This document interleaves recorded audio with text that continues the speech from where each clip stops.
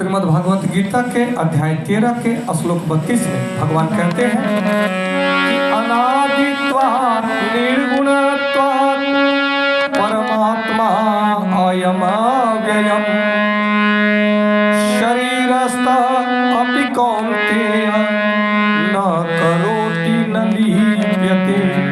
अर्थात शाश्वत दृष्टि संपन्न लोग यह देख सकते हैं कि अविनाशी आत्मा दिव्य शाश्वत तथा गुणों से अतीत है। हे अर्जुन, भौतिक शरीर के साथ संपर्क होते हुए भी आत्मा न तो कुछ करता है और न लिप्त होता है। भगवान कहते हैं कि ऐसा प्रतीत होता है कि जीव उत्पन्न होता है क्योंकि भौतिक शरीर का जन्म होता है, परंतु वास्तव में जीव शाश्वत है, वह उत्पन्न नहीं होता और शरीर में स्थित रहकर भी वह दिव्य तथा शाश्वत रहता है। इस प्रकार वह विनष्ट नहीं किया जा सकता।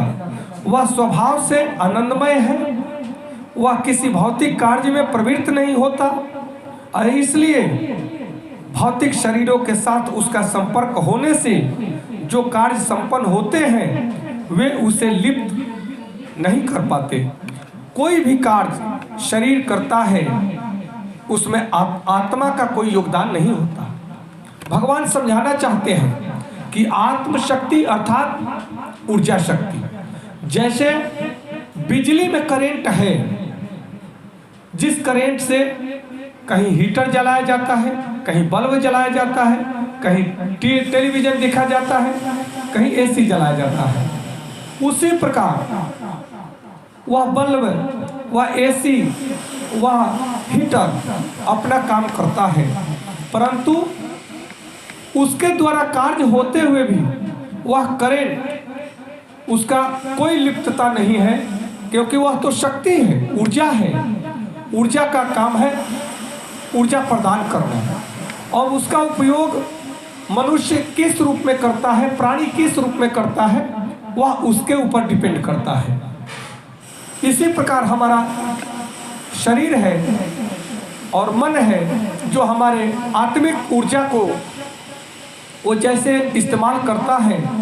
आत्मा हमारे शरीर में रहने के कारण मैं आत्मा इस शरीर का भोक्ता जरूर हूँ, परंतु मैं किसी भी सुखद या दुखद कार्यों में लिप्त नहीं हूँ। मैं शक्ति स्वरूप हूँ जिसके द्वारा ये शरीर और मन संचालित होता है। शरीर की कर्मेंद्रियां, ज्ञानेंद्रियां संचालित होती है।